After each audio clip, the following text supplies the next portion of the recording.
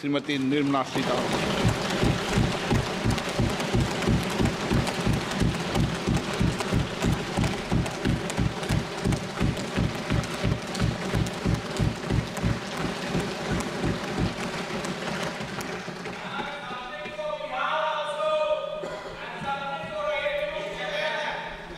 Honorable Speaker, I present the budget for 24-25. Introduction. The people of India have reposed their faith in the government led by Honorable Prime Minister Shri Narendra Modi and re-elected it for a historic third term under his leadership.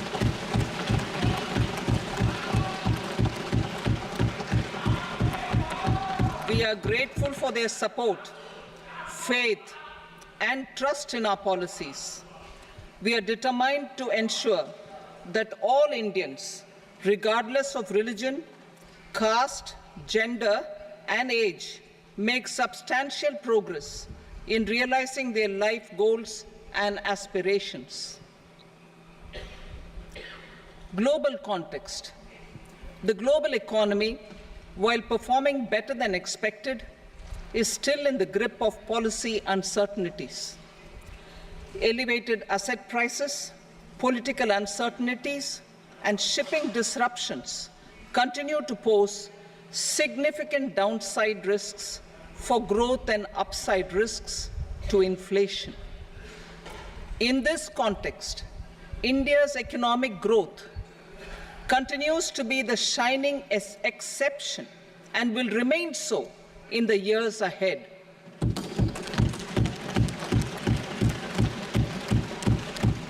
India's inflation continues to be low, stable, and moving towards the 4% target. Core inflation, that is non-food and non-fuel, currently is 3.1%. Steps are being taken to ensure supplies of perishable goods reach markets adequately. Interim budget. As mentioned in the interim budget, we need to focus on four major castes, namely the Garib, Mahilaye, Yuva, and Annadata, the poor, women, youth, and the farmer. For Annadata, we announced higher minimum support prices a month ago for all major crops, delivering on the promise of at least a 50% margin over costs. Pradhan Mantri Garib Kalyan Anna Yojana was extended for 5 years, benefiting more than 80 crore people. Administrative actions for approval and implementation of various schemes announced in the interim budget are well underway. The required allocations have been made. Budget theme. Turning attention to the full year and beyond in this budget, we particularly focus on employment, skilling, MSMEs, and the middle class. I am happy to announce the Prime Minister's package of 5 schemes and initiatives to facilitate employment, skilling, and other opportunities for 4.1 crore youth over a 5-year period, with a central outlay of 2 lakh crore rupees. I will speak about them shortly, while more details may be seen in the annexure. This year, I've made a provision of 1.48 lakh rupees, 1.48 lakh crore rupees for education, employment, and skilling. Budget priorities. The people have given a unique opportunity to our government to take the country on the path of strong development and an all-round prosperity. In the interim budget, we promise to present a detailed roadmap for our pursuit of Vikasit Bharat, in line with the strategy set out in the interim budget. This budget envisages sustained efforts on the following 9 priorities for generating ample opportunities for all. Number 1, productivity and resilience in agriculture. Number 2, employment and skilling. Number 3, inclusive human resource development and social justice. 4, manufacturing and services. 5, urban development. 6, energy security. 7, infrastructure. 8, innovation, research and development. And 9, next generation reforms. Subsequent budgets will build on these and add more priorities and actions. A more detailed formulation will be carried out as part of the economic policy framework about which I will speak later in this speech. This budget details some of the specific actions to be initiated in the current year towards fulfillment of these priorities, with potential for transformative changes. The budget also covers some of the previously made announcements with intent to strengthen them and step up their implementation for expediting our journey towards the goal of Viksit Bharat. Priority 1, productivity and resilience in agriculture. Transforming agricultural research. Our government will undertake a comprehensive review of the agricultural research setup to bring the focus on raising productivity and developing climate-resilient varieties. Funding will be provided in challenge mode, including to the private sector. Domain experts, both from the government and outside, will oversee the conduct of such research. Release of new varieties. New 109 high-yielding and climate-resilient varieties of 32 field and horticultural crops will be released for cultivation by farmers. Natural farming. In the next 2 years, 1 crore farmers across the country will be initiated into natural farming, supported by certification and branding. Implementation will be through scientific institutions and willing gram panchayats. 10,000 need-based bio-input resource centers will be established. Missions for pulses and oil seeds. For achieving self-sufficiency in pulses and oil seeds, we will strengthen their production, storage, and marketing.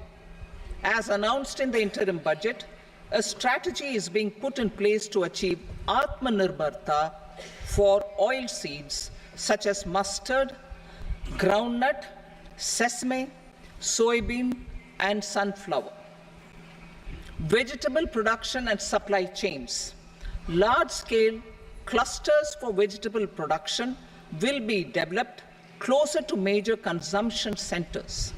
We will promote farmer-producer organizations, cooperatives, and startups for vegetable supply chains, including for collection and storage and marketing.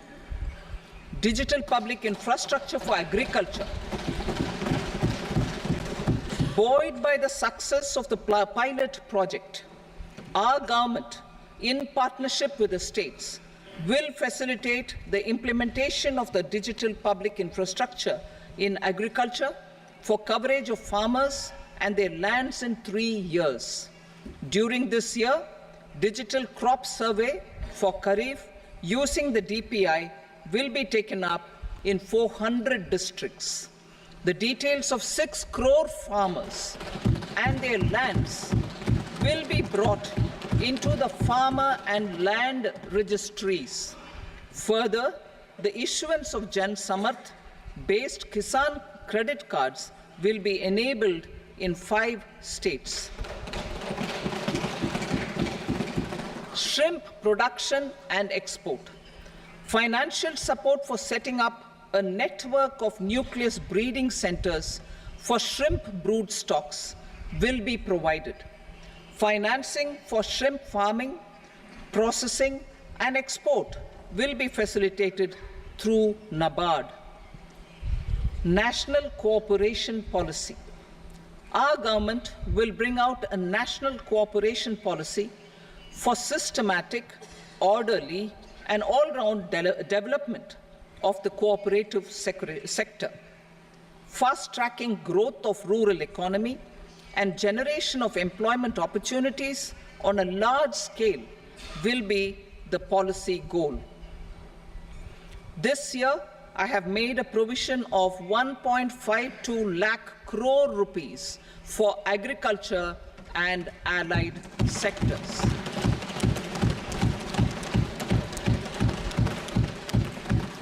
Priority 2, employment and skilling.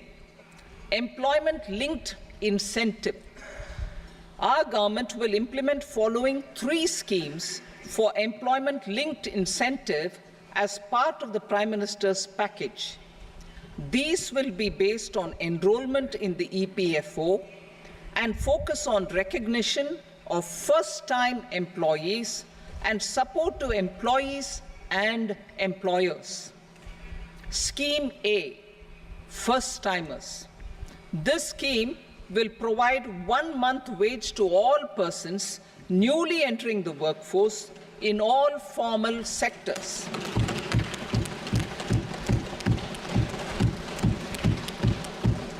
Direct benefit transfer of 1 month's salary in 3 installments to first-time employees as registered in the EPFO will be up to 15,000 rupees. The eligibility limit will be a salary of 1 lakh per month. The scheme is expected to benefit 210 lakh youths.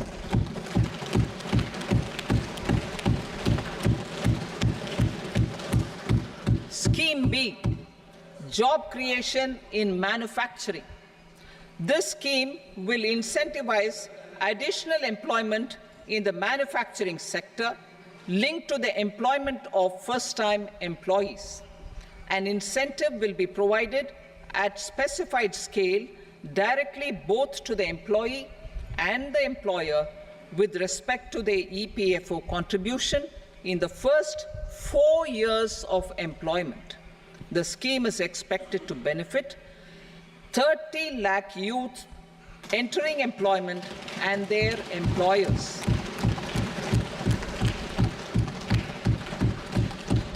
Scheme C, support to employers. This employer-focused scheme will cover additional employment in all sectors. All additional employment within a salary of 1 lakh rupee per month will be counted. The government will reimburse to employers up to 3,000 rupees per month for 2 years towards the EPFO contribution for each additional employee. The scheme is expected to incentivize additional employment of 50 lakh persons.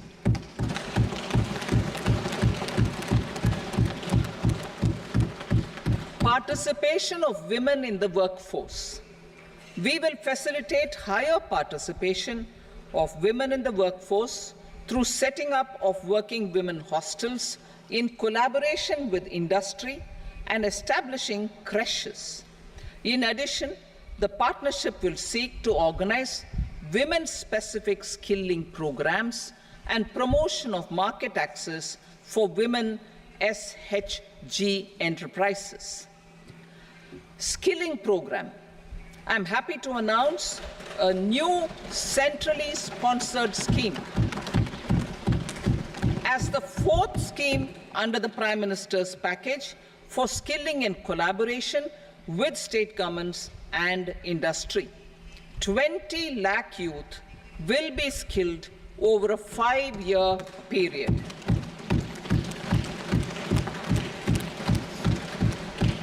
(1,000 industrial training institutes will be upgraded in hub and spoke arrangements with outcome orientation.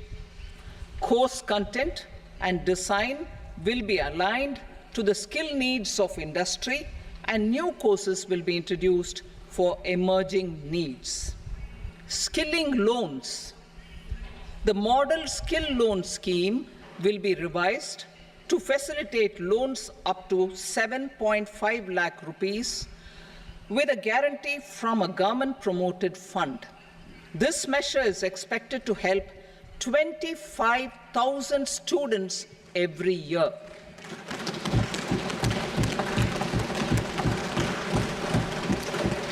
Education loans. For helping our youth who have not been eligible for any benefit under government schemes and policies, I am happy to announce a financial support for loans up to 10 lakh rupees for higher education in domestic institutions.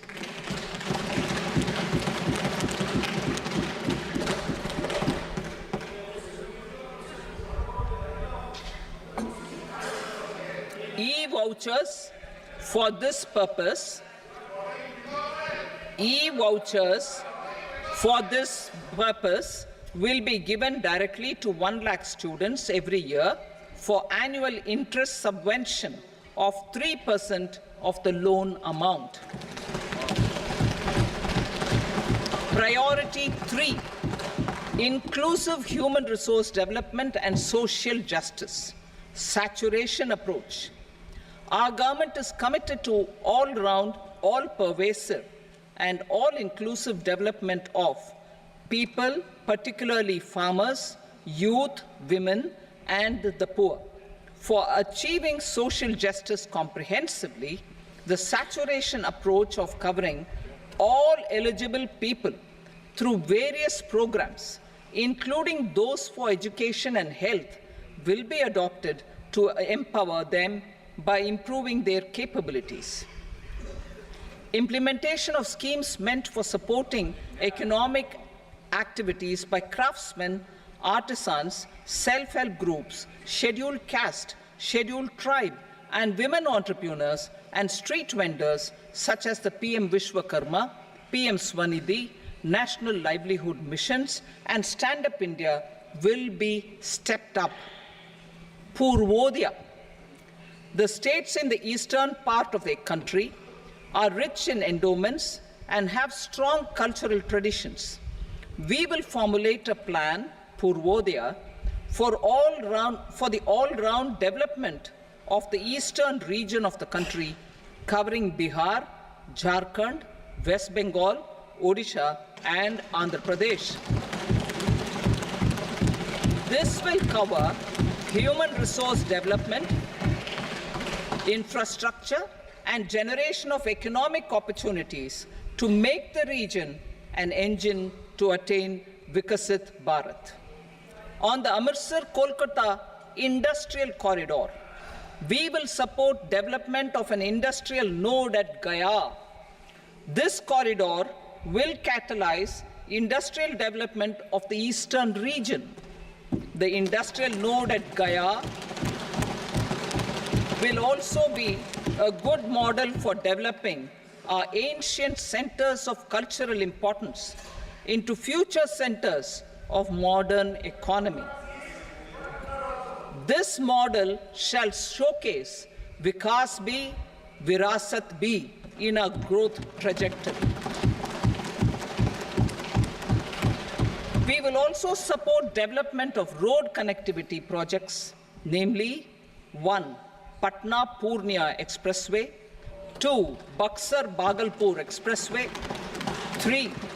Bodh Gaya, Rajgir, Vaishali and Darbhanga spurs, and 4. Additional 2-lane bridge over River Ganga at Buxar at a total cost of 26,000 crore rupees.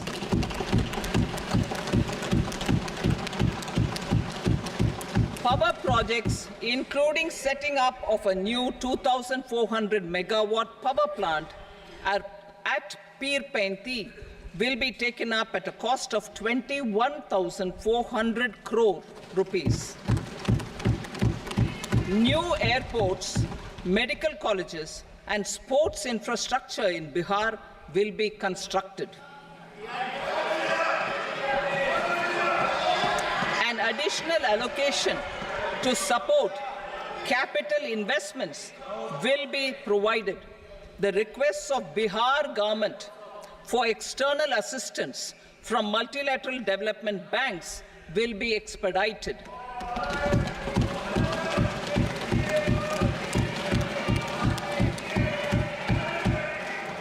Andhra Pradesh Reorganization Act. Our government has made concerted efforts to fulfill the commitments in Andhra Pradesh Reorganization Act.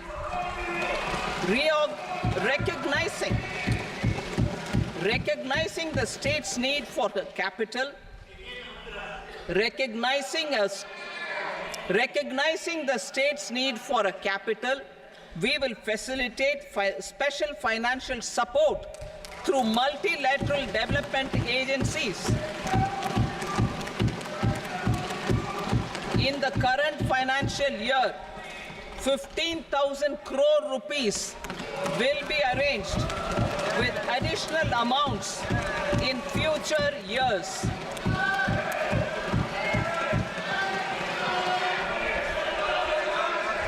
Our government is fully committed to financing and early completion of the Polavaram irrigation project, which is the lifeline for Andhra Pradesh and its farmers. This will facilitate our country's food security as well. Under the Andhra Pradesh Reorganization Act, for promoting industrial development, funds will be provided for essential infrastructure such as water, power, railways, and roads. In Kopparthi node on the Visakhapatnam-Chennai Industrial Corridor and Varavakal node on the Hyderabad-Bangalore Industrial Corridor. An additional allocation will be provided this year towards capital investment for economic growth. Grants for backward regions of Rayalaseema, Prakasham, North Coastal Andhra, as stated in the Act, will be provided. PM Awas Yojana. 3 crore additional houses under the PM Awas Yojana in rural and urban areas in the country have been announced, for which the necessary allocations are being made. Women-led development.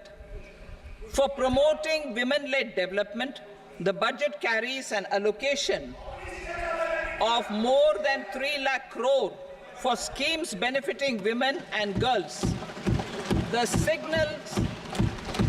signals our government's commitment for enhancing women's role in economic development. Pradhan Mantri Janjatiya Unnat Gram Abhiyan.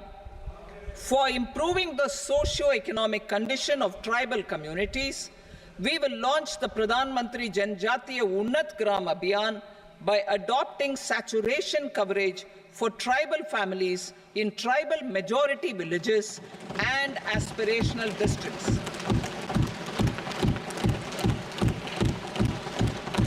This will cover 63,000 villages, benefiting 5 crore tribal people. Bank branches in northeastern region. More than 100 branches of India Post Payment Bank will be set up in the northeast region to expand the banking services. This year, I have made a provision of 2.66 lakh crore rupees for rural development, including rural infrastructure. Priority 4, manufacturing and services, support for promotion of MSMEs. This budget provides special attention to MSMEs, and manufacturing, particularly labor-intensive manufacturing. We have formulated a package covering financing, regulatory changes, and technology support for MSMEs to help them grow and also compete globally, as mentioned in the interim budget. I am happy to announce the following specific measures. Credit guarantee scheme for MSMEs in the manufacturing sector. For facilitating term loans to MSMEs for purchase of machinery and equipment without collateral or third-party guarantee, a credit guarantee scheme will be introduced. The scheme will operate on pooling of credit risks of such MSMEs. A separately constituted self-financing guarantee fund will provide to each applicant guarantee cover up to 100 crore rupees, while the loan amount may be larger. The borrower will have to provide an upfront guarantee fee and an annual guarantee fee on the reducing loan balance. New assessment model for MSME credit. Public sector banks will build their own in-house capability to assess MSMEs for credit instead of relying on external assessment. They will also take a lead in developing or getting developed a new credit assessment model based on the scoring of digital footprints of the MSMEs in the economy.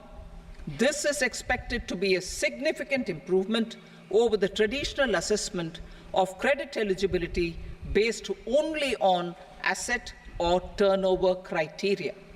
That will also cover MSMEs without a formal accounting system. Credit support to MSMEs during stress period.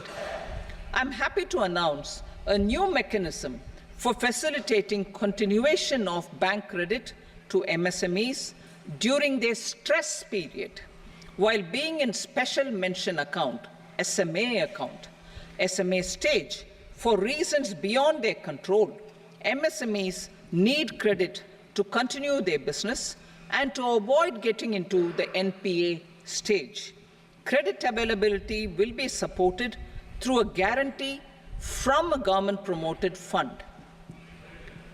Mudra loans. The limit of Mudra loans will be enhanced to 20 lakh from the current 10 lakh for those entrepreneurs who have availed and successfully repaid previous loans under the Tarun category. Enhanced scope for mandatory onboarding in trades. For facilitating MSMEs to unlock their working capital by converting their trade receivables into cash, I propose to reduce the turnover threshold of buyers for mandatory onboarding on the trades platform from rupees 500 crore to 250 crore rupees. This measure will bring 22 more CPSCs and 7,000 more companies onto the platform. Medium enterprises will also be included in the scope of the suppliers. SIDBI branches in MSME clusters. SIDBI will open new branches to expand its reach to serve all major MSME clusters within 3 years and provide direct credit to them. With the opening of 24 such branches this year, the service coverage will expand to 168 out of 242 major clusters. MSME units for food irradiation, quality and safety testing. Financial support for setting up of 50 multi-product food irradiation units in the MSME sector will be provided. Setting up of 100 food quality and safety testing labs with NABL accreditation will be facilitated. E-commerce export hubs to enable MSMEs and traditional artisans to sell their products in international markets. E-commerce export hubs will be set up in public-private partnership mode. These hubs, under a seamless regulatory and logistic framework, will facilitate trade and export-related services under one roof. Measures for promotion of manufacturing and services. Internship in top companies. As the fifth scheme under Prime Minister's package, our government will launch a comprehensive scheme for providing internship opportunities in 500 top companies to 1 crore youth in 5 years. They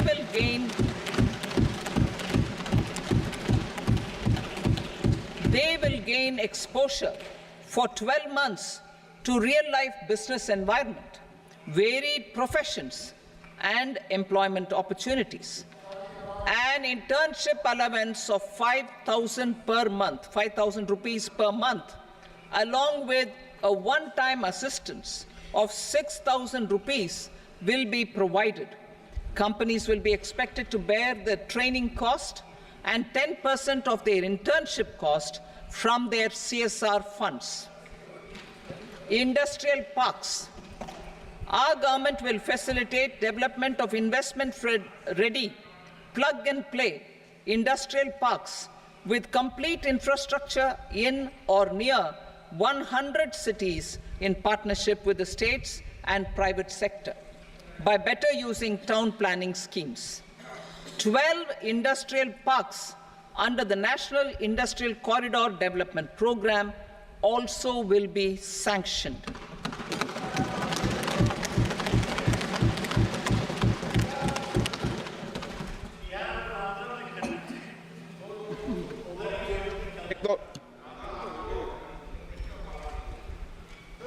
veggie भाई पर no please बैठिए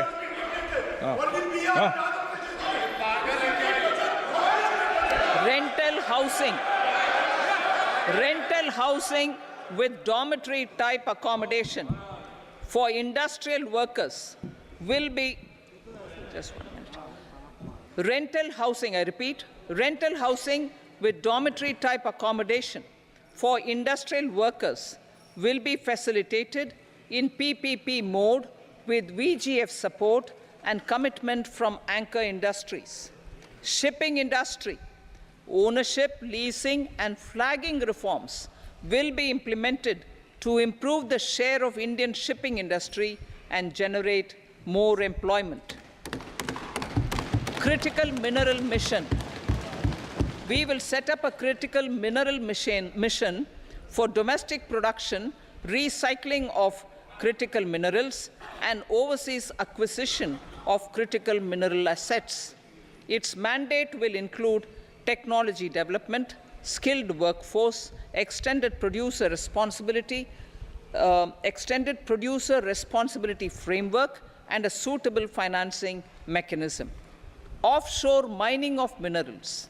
Our government will launch the auction of the first tranche of offshore blocks for mining, building on the exploration already carried out. Digital public infrastructure applications.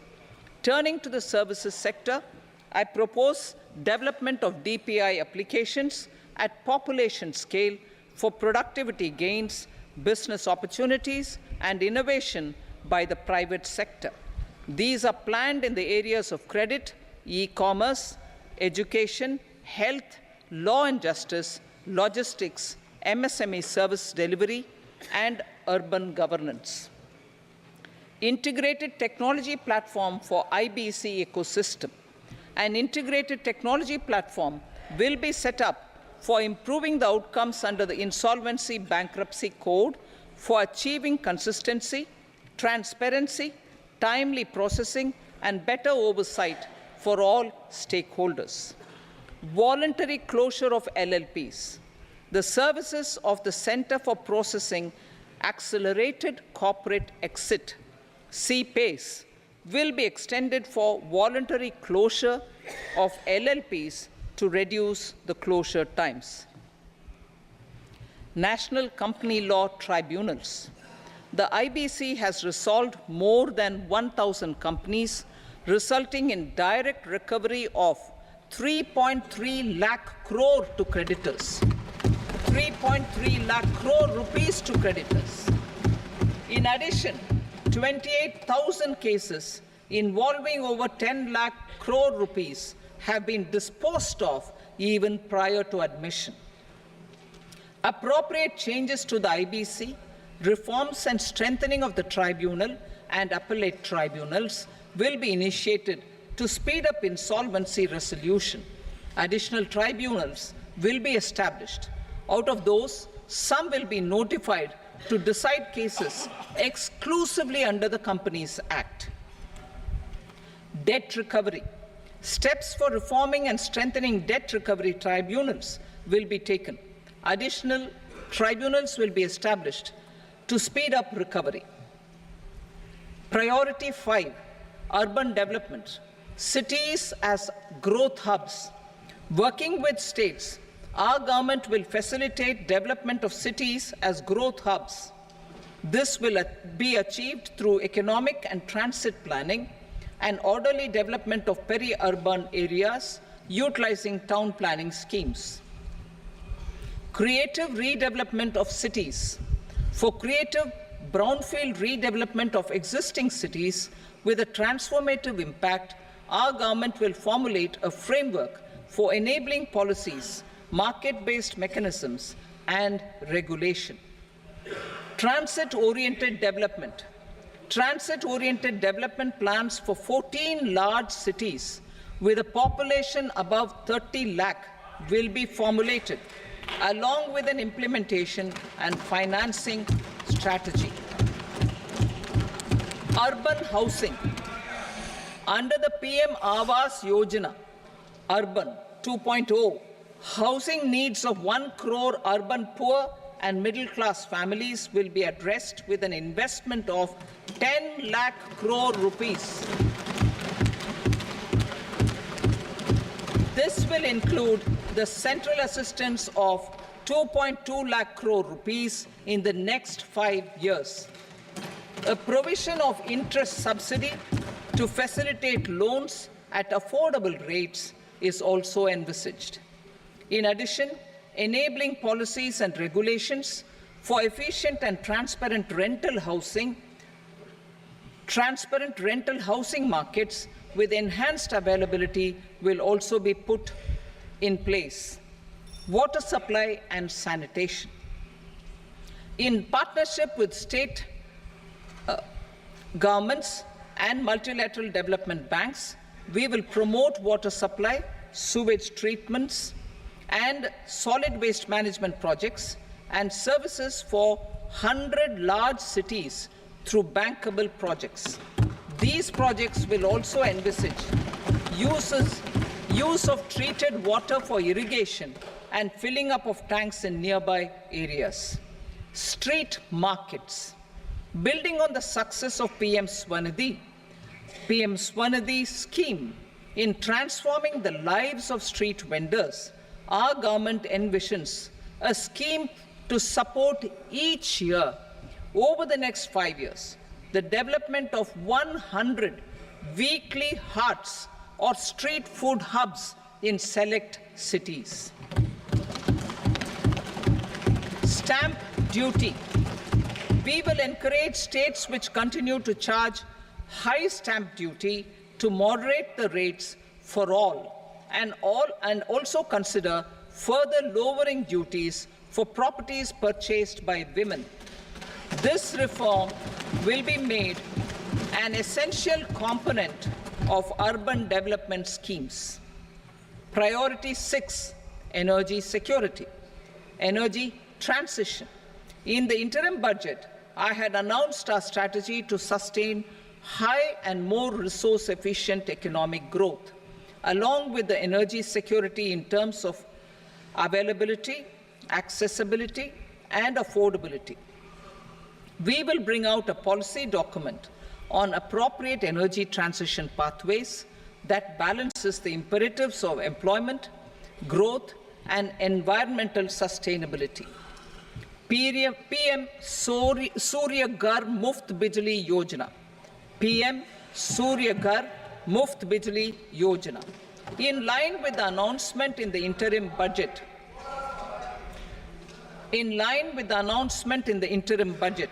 PM Surya Ghar Muft Bijli Yojana has been launched to install rooftop solar plants to enable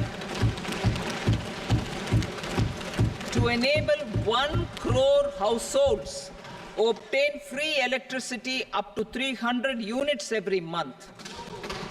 The scheme has generated remarkable response with more than 1.28 crore registrations and 14 lakh applications, and we will further encourage it. Pumped storage policy. A policy for promoting pumped storage projects will be brought out for electricity storage and facilitating smooth integration of the growing share of renewable energy with its variable and intermittent nature in the overall energy mix. Research and development of small and modular nuclear reactors. Nuclear energy is expected to form a very significant part of the energy mix for Vikasit Bharat. Towards that pursuit, our government will partner with the private sector for 1. Setting up Bharat Small Reactors, 2. Research and development of Bharat Small Modular Reactor, and 3.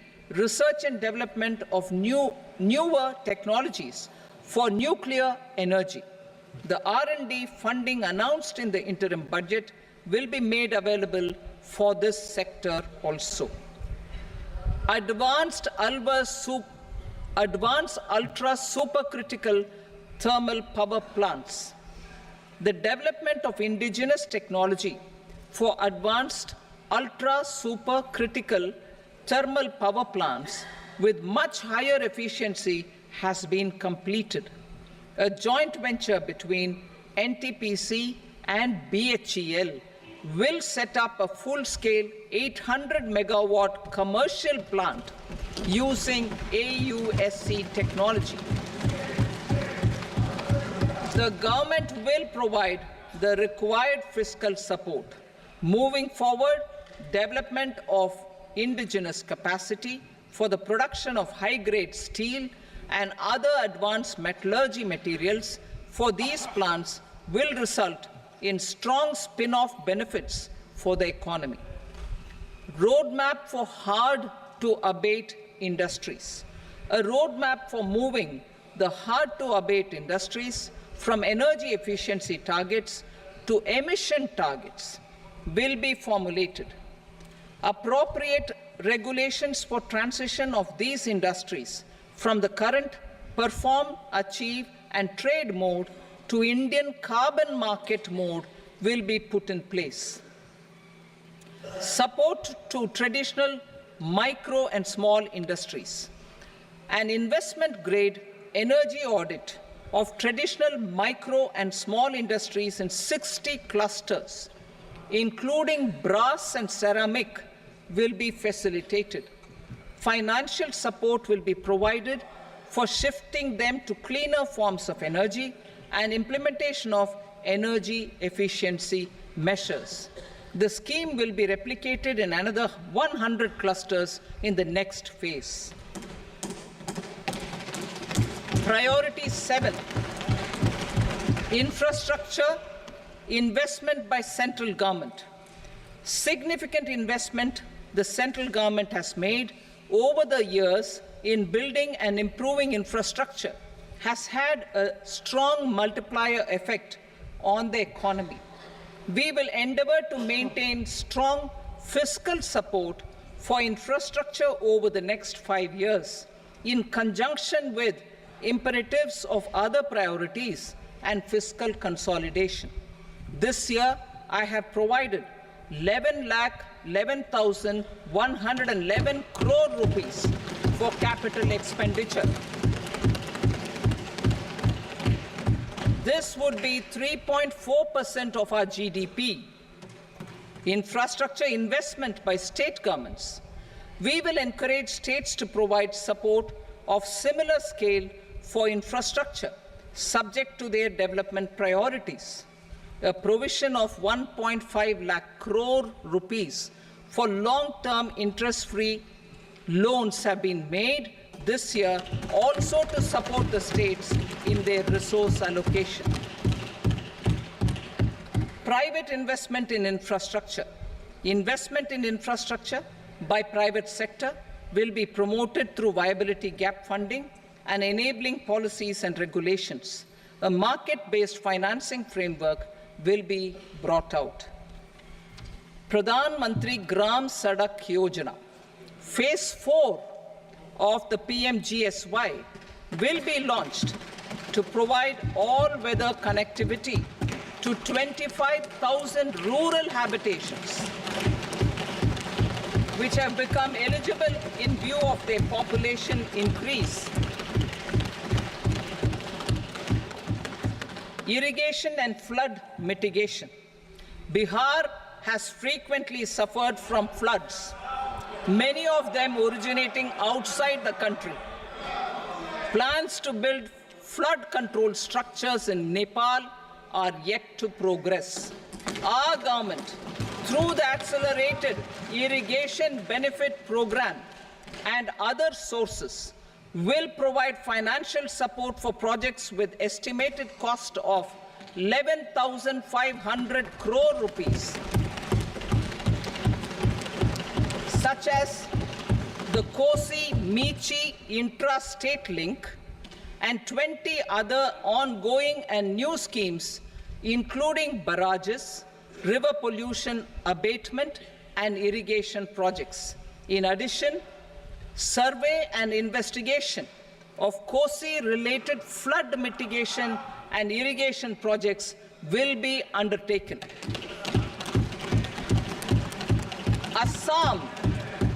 Assam grapples with floods every year by the Brahmaputra River and its tributaries originating outside India. We will provide assistance to Assam for flood management and related projects.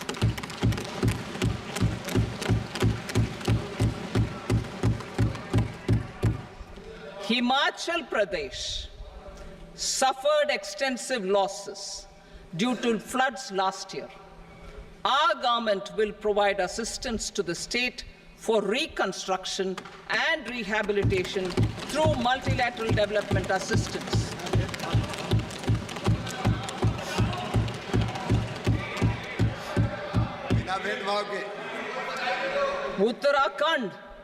Uttarakhand too suffered losses due to cloudbursts and massive landslides. We will provide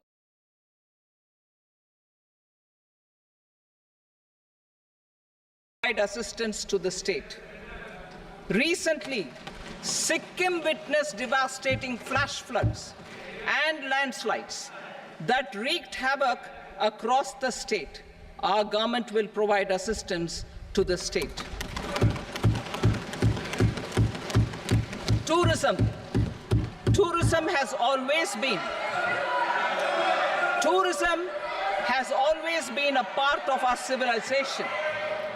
Our efforts in positioning India as a global tourist destination will also create jobs, stimulate investments, and unlock economic opportunities for other sectors. In addition to the measures outlined in the interim budget, I propose the following measures. Vishnupad Temple at Gaya and Mahabodhi Temple at Bodh Gaya in Bihar are of immense spiritual significance. Comprehensive development of Vishnupad Temple Corridor and Mahabodhi Temple Corridor will be supported, modeled on the successful Kashi Vishwanath Temple Corridor to transform them into world-class pilgrim and tourist destinations. Rajgir holds immense religious significance for Hindus, Buddhists and Jains. The 20th Tirthankara Muniswarata temple in the Jain temple complex is ancient. The Saptarishi or the 7 hot springs form a warm water Brahmkund that is sacred.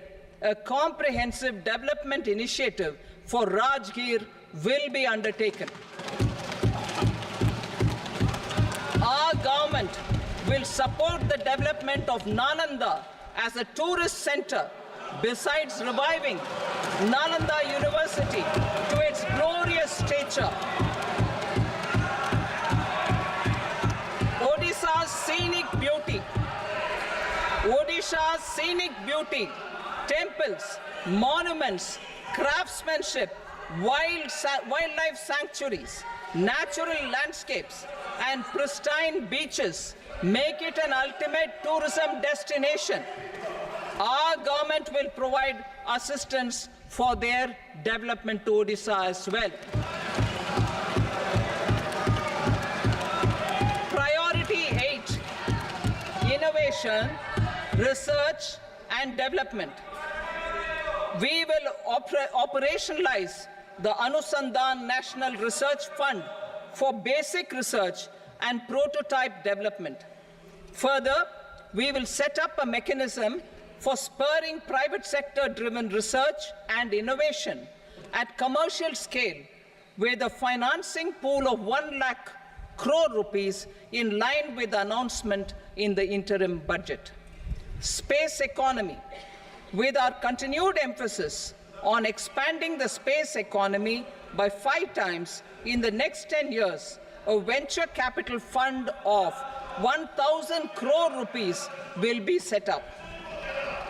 Priority 9, next generation reforms. Economic policy framework. We will formulate an economic policy framework to delineate the overarching approach to economic development and set the scope of the next generation of reforms for facilitating employment opportunities and sustaining high growth. Our government will initiate and incentivize reforms for 1. Improving productivity of factors of production, and 2. Facilitating markets and sectors to become more efficient.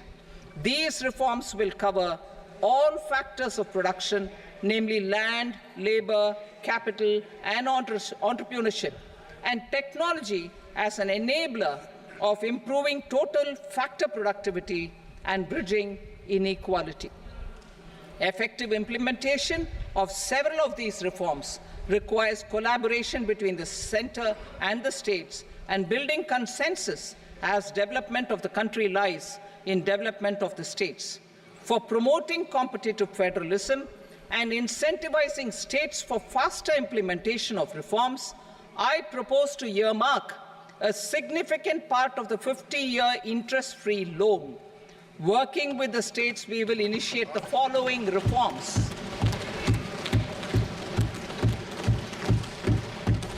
Land-related reforms and actions, both in the rural and urban areas, will cover land administration, will cover 1. Land administration, planning and management, and 2. Urban planning usage and building bylaws. These will be incentivized for completion within the next 3 years through appropriate fiscal support. Rural land-related actions. Rural land-related actions will include 1. Assignment of unique land parcel identification number, UL PIN, or Bhu Aadhaar for all lands. 2. Digitization of cadastral maps.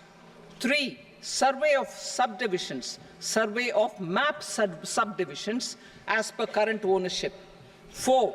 Establishment of land registry. And 5. Linking to the farmers registry. These actions will also facilitate credit flow and other agricultural services. Urban land-related actions.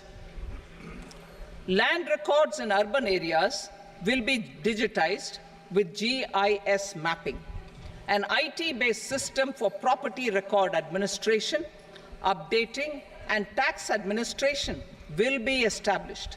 These will also facilitate improving the financial position of urban local bodies. Labor-related reforms, services to labor.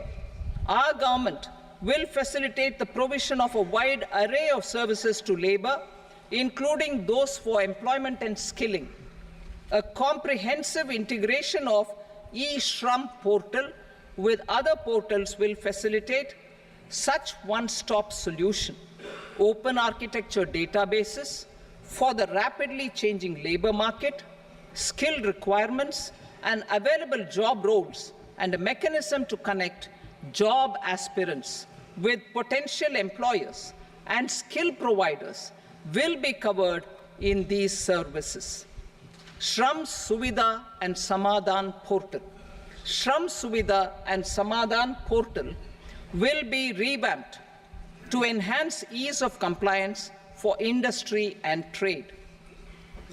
Capital and entrepreneurship-related reforms, financial sector vision and strategy. For meeting financing needs of the economy, our government will bring out a financial sector vision and strategy document to prepare the sector in terms of size, capacity, and skills. This will set the agenda for the next 5 years and guide the work of the government, regulators, financial institutions, and market participants. Taxonomy for climate finance. We will develop taxonomy for climate finance for enhancing the availability of capital for climate adaptation and mitigation. This will support achievement of the country's climate commitments and green transition. Variable capital company structure. We will seek the required legislative approval for providing an efficient and flexible mode for financing leasing of aircrafts and ships and pooled funds of private equity through a variable company structure. Foreign direct investments and overseas investment.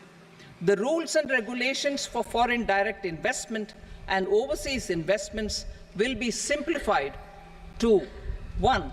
Facilitate foreign direct investments, 2.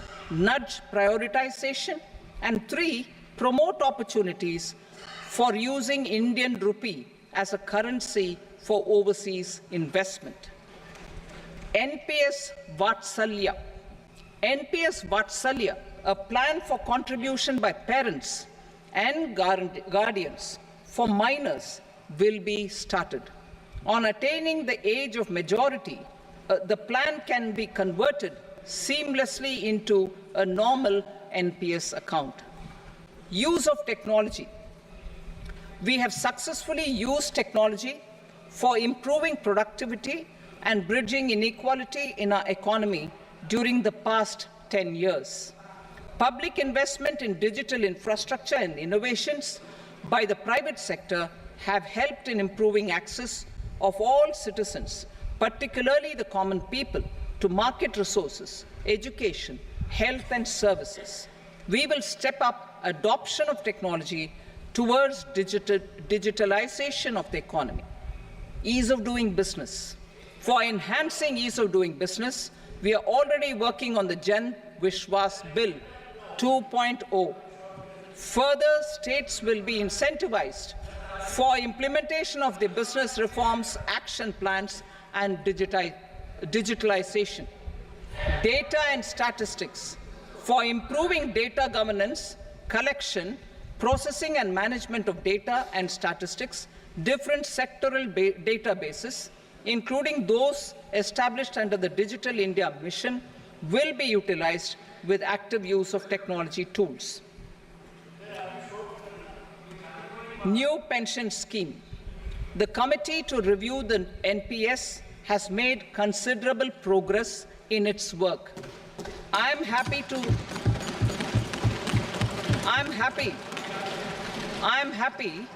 that the staff side of the National Council of the Joint Consultative Machinery for Central Government Employees has taken a constructive approach.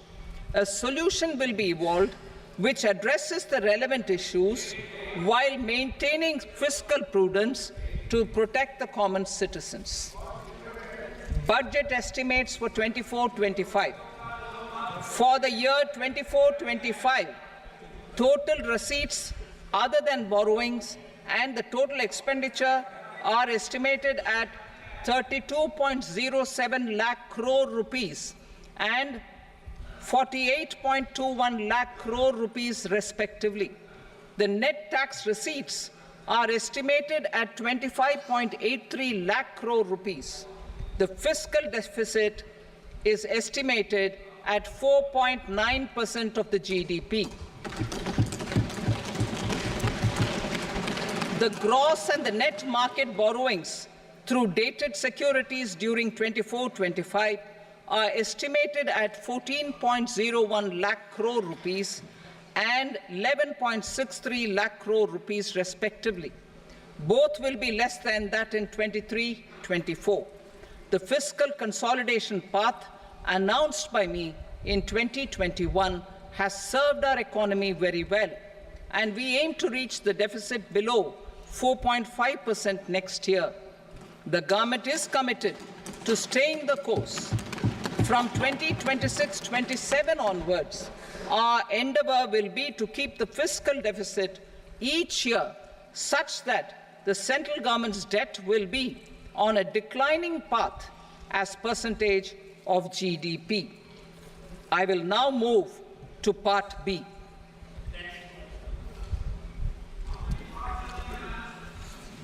Indirect taxes. Sir, I start with GST. It has decreased tax incidence on the common man, reduced compliance burden and logistics cost for trade and industry, and enhanced revenues of the central and the state governments. It is a success of vast proportions. To multiply the benefits of GST, we will strive to further simplify and rationalize the tax structure and endeavor to expand it to the remaining sectors. My proposals for customs duties intend to support domestic manufacturing, deepen local value addition, promote export competitiveness, and simplify taxation while keeping the interest of the general public and consumers surmount. In Budget 22-23, we reduced the number of customs duty rates. I propose to undertake a comprehensive review of the rate structure over the next 6 months to rationalize and simplify it for ease of trade, removal of duty inversion, and reduction of disputes. I shall now take up sector-specific customs duty proposals. Medicine and medical equipments. To provide relief to cancer patients, I propose to fully exempt 3 more medicines from customs duties.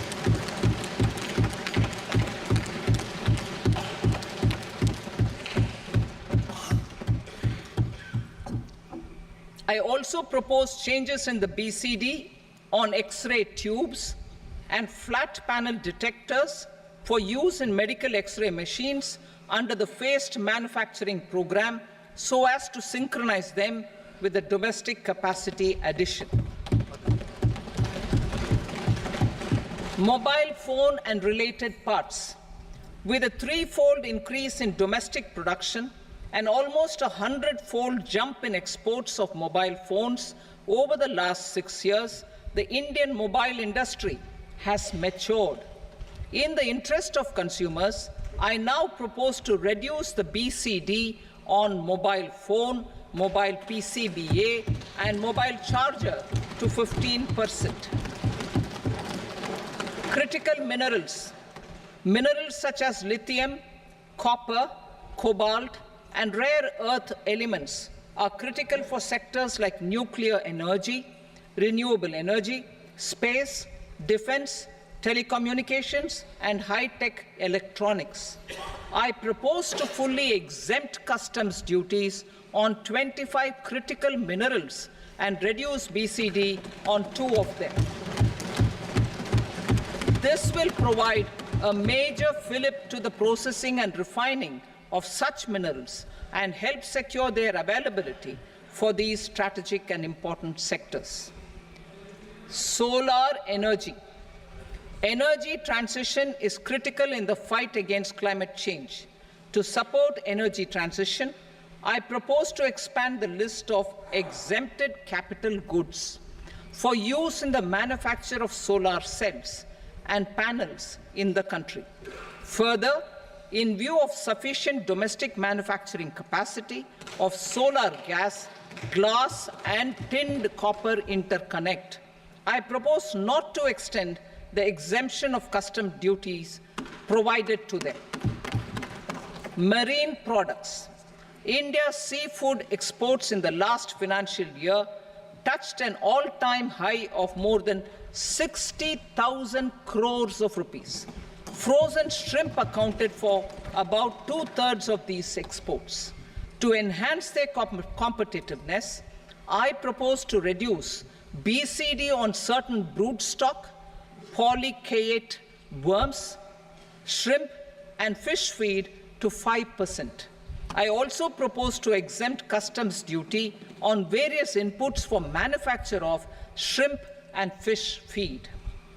Leather and textile. Similarly, to enhance the competitiveness of exports in the leather and textile sectors, I propose to reduce BCD on real down-filling material from duck or goose.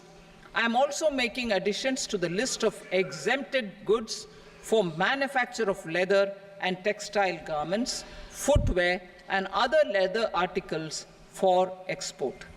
To rectify inversion in duty, I propose to reduce BCD subject to conditions on methylene diphenyl diisocyanate (MDI) for manufacture of spandex yarn from 7.5 to 5%. Furthermore, the export duty structure on raw hides, skin, and leather is proposed to be simplified and rationalized. Precious metals. To enhance domestic value addition in gold and precious metal jewelry in the country, I propose to reduce customs duties on gold and silver to 6% and that of platinum to 6.4%. Other metals. Steel and copper are important raw materials. To reduce their cost of production, I propose to remove the BCD on ferronickel and blister copper. I am also continuing with nil BCD on ferrous scrap and nickel cathode and concessional BCD of 2.5% on copper scrap. Electronics. To increase value addition in the domestic electronics industry, I propose to remove the BCD subject to conditions on oxygen-free copper for manufacture of resistors. I also propose to exempt certain parts for manufacture of connectors. Chemicals and petrochemicals. To support existing and new capacities in the pipeline, I propose to increase the BCD on ammonium nitrate from 7.5% to 10%. Plastics.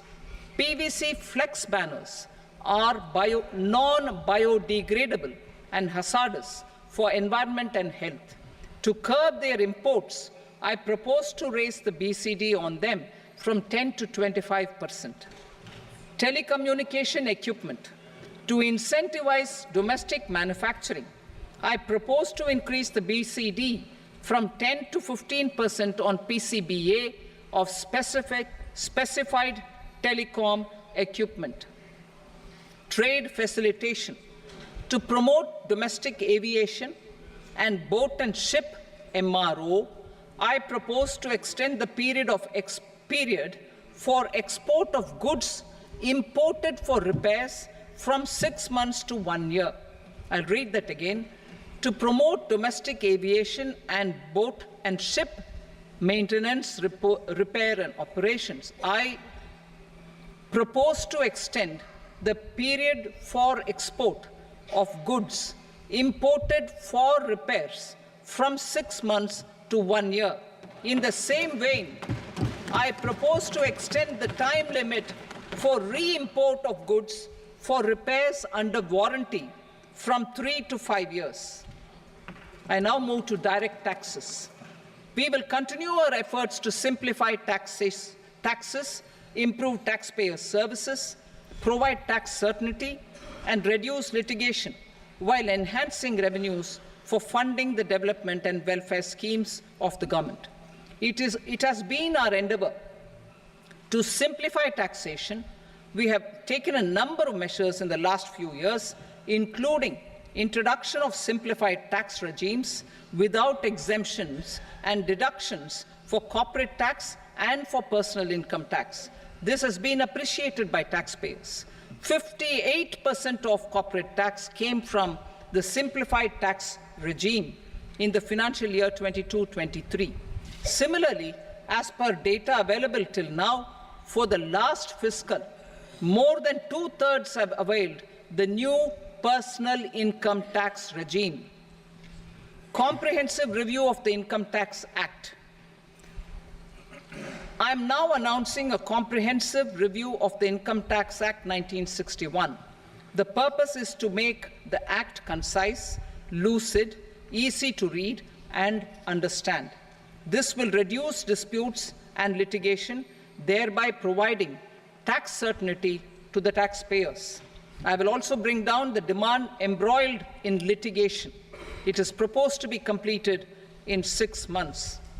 A beginning is being made in the Finance Bill by simplifying the tax regime for charities, tedious rate structures, provisions of reassessment and search provisions, and capital gains taxation.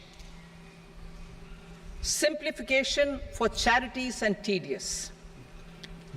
Two tax exemption regimes. The two tax exemption regimes for charities are proposed to be merged into one. The 5% tedious rate on many payments is being merged into the 2% tedious rate, and the 20% tedious rate on repurchase of units by mutual funds or UTI is being withdrawn. Tedious rate on e-commerce operators is proposed to be reduced from 1 to 0.1%. Moreover, credit of TCS is proposed to be given in the TDS to be deducted on salary. Further, I propose to decriminalize delay for payment of TDS up to the due date of filing statement for the same. I also plan to provide a standard operating procedure for TDS defaults and simplify and rationalize the compounding guidelines for such defaults. Simplification of reassessment. I propose to thoroughly simplify the provisions for reopening and reassessment. An assessment hereinafter can be reopened beyond 3 years from the end of the assessment year only if the escaped income is 50 lakh rupees or more, up to a maximum period of 5 years from the end of the assessment year. Even in such cases, a time limit of 6 years before the year of the search, as against the existing time limit of 10 years, is being proposed. This will reduce tax uncertainty and disputes. Simplification and rationalization of capital gains. Capital gains taxation is also proposed to be hugely simplified. Short-term gains on certain financial assets shall henceforth attract a tax rate of 20%, while that on all other financial assets and all non-financial assets shall continue to attract the applicable tax rate. Long-term gains on all financial and non-financial assets, on the other hand, will attract a tax rate of 12.5%. For the benefit of the lower and the middle income classes, I propose to increase the limit of exemption of capital gains on certain financial assets to 1.25 lakh rupees per year. Listed financial assets held for more than a year will be classified as long-term, while unlisted financial assets and all non-financial assets will have to be held for at least 2 years to be classified as long-term. Unlisted bonds and debentures, debt mutual funds, and market-linked debentures, irrespective of holding period, however, will attract tax on capital gains at applicable rates. Taxpayer services. All the major taxpayer services under GST and most services under customs and income tax have been digitalized. All remaining services of customs and income tax, including rectification and order giving effect to appellate orders, shall be digitalized and made paperless over the next 2 years. Litigation and appeals. While our concerted efforts to reduce pendency of appeals at various appellate fora are beginning to show good results, it will continue to engage our highest attention. To dispose of the backlog of first appeals, I plan to deploy more officers to hear and decide such appeals, especially those with large tax effect. For resolution of certain income tax disputes pending in appeal, I am also proposing Vivad Se Vishwas Scheme 2024. Further, I propose to increase monetary limits for filing appeals related to direct taxes, excise, and service tax in the tax tribunals, high courts, and Supreme Court to 60 lakh rupees, 2 crore rupees, and 5 crore respectively, with a view to reduce litigation and provide certainty in international taxation. We will expand the scope of safe harbor rules and make them more attractive. We will also streamline the transfer pricing assessment procedure. Employment and investment. I have a few proposals to promote investment and foster employment. First of all, to bolster the Indian startup ecosystem, boost the entrepreneurial spirit, and to support innovation, I propose to abolish the so-called angel tax for all classes of investors. Second, there is tremendous potential for cruise tourism in India. To give a fillip to this employment-generating industry, I am proposing a simpler tax regime for foreign shipping companies operating domestic cruises in the country. Third, India is a world leader in the diamond cutting and polishing industry, which employs a large number of skilled workers. To further promote the development of this sector, we would provide for safe harbor rates for foreign mining companies selling raw diamonds in the country. Fourth, to attract foreign capital for our development needs, I propose to reduce the corporate tax rate on foreign companies from 40 to 35%. Deepening the tax base. I have a couple of proposals for deepening the tax base. First, security transaction tax on futures and options of securities is proposed to be increased to 0.02% and 0.1% respectively. Second, for reasons of equity, I propose to tax income received on buyback of shares in the hands of recipients. Other proposals: to improve social security benefits, deduction of expenditure by employers towards NPS is proposed to be increased from 10 to 14% of the employee's salary. Similarly, deduction of this expenditure up to 14% of salary from the income of employees in private sector, public sector banks, and undertakings opting for the new tax regime is proposed to be provided. Indian professionals working in multinationals get ESOPs and invest in social security schemes and other movable assets abroad. Non-reporting of such small foreign assets has penal consequences under the Black Money Act. Such non-reporting of movable assets up to 20 lakh rupees is proposed to be depenalized.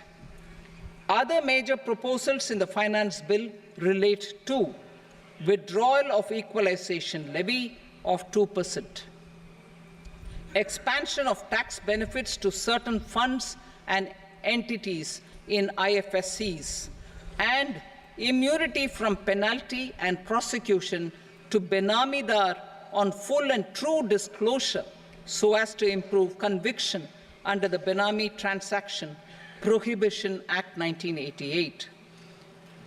Personal income tax. Coming to personal income tax rates, I have two announcements to make for those opting for the new tax regime. First, the standard deduction for salaried employees is proposed to be increased from 50,000 to 75,000 rupees.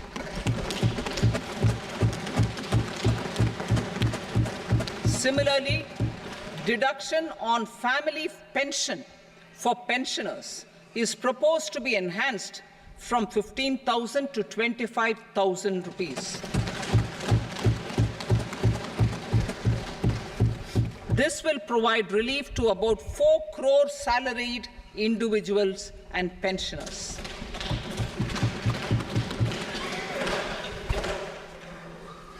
Second, in the new tax regime, the tax rate structure is proposed to be revised as follows: 0 to 3 lakh rupees, nil; 3 to 7 lakh rupees, 5%; 7 to 10 lakh rupees, 10%; 10 to 12 lakh rupees, 15%; 12 to 15 lakh rupees, 20%; and above 15 lakh rupees, 30%.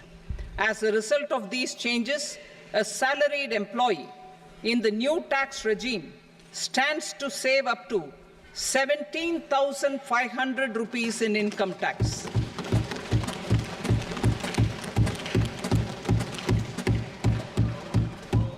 Apart from these, I am also making some other changes as given in the annexure. As a result of these proposals, revenue of about 37,000 crore, that is 29,000 crore in direct taxes and 8,000 crore in indirect taxes, will be foregone, while revenue of about 30,000 crore rupees will be additionally mobilized. Thus, the total revenue foregone is about 7,000 crores annually. Mr. Speaker, sir, with this, I commend the budget to this august House. Jai Hind.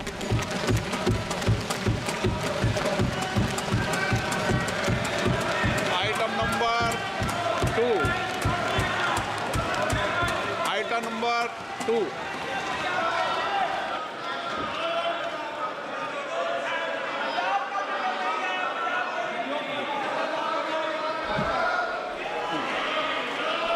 Sir, with your permission, I rise to lay on the table the following statements under Section 3 of the Fiscal Responsibility and Budget Management, FRBM Act 2003, Medium-Term Fiscal Policy cum Fiscal Policy Strategy Statement, and Macroeconomic Framework Statement.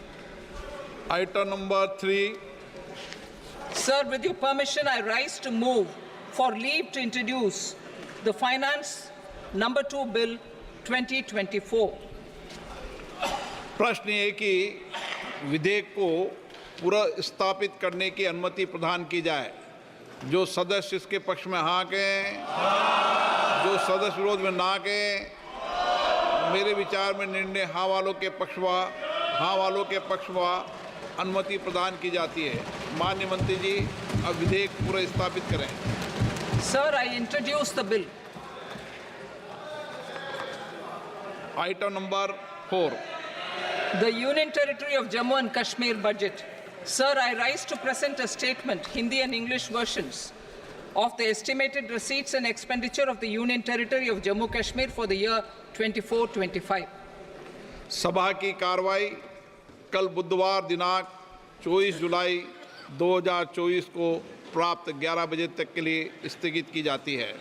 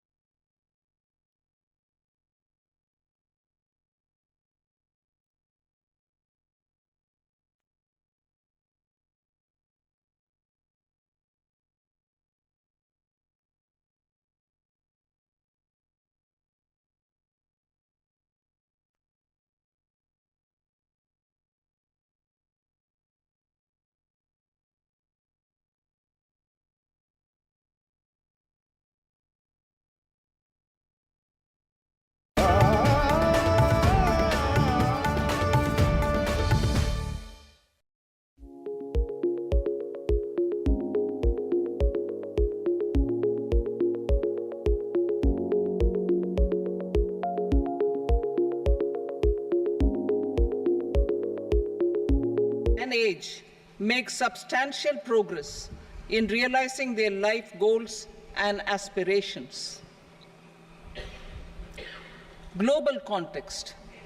The global economy, while performing better than expected, is still in the grip of policy uncertainties.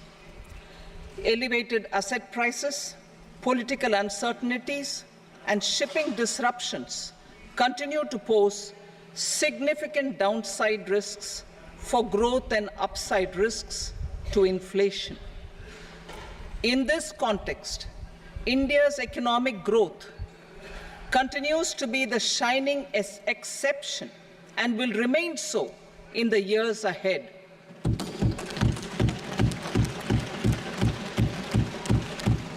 India's inflation continues to be low, stable, and moving towards the 4% target. Core inflation, that is non-food and non-fuel, currently is 3.1%. Steps are being taken to ensure supplies of perishable goods reach markets adequately. Interim budget. As mentioned in the interim budget, we need to focus on 4 major castes, namely the Garib, Mahilaye, Yuva, and Annadata, the poor, women, youth, and the farmer. For Annadata, we announced higher minimum support prices a month ago for all major crops, delivering on the promise of at least a 50% margin over costs.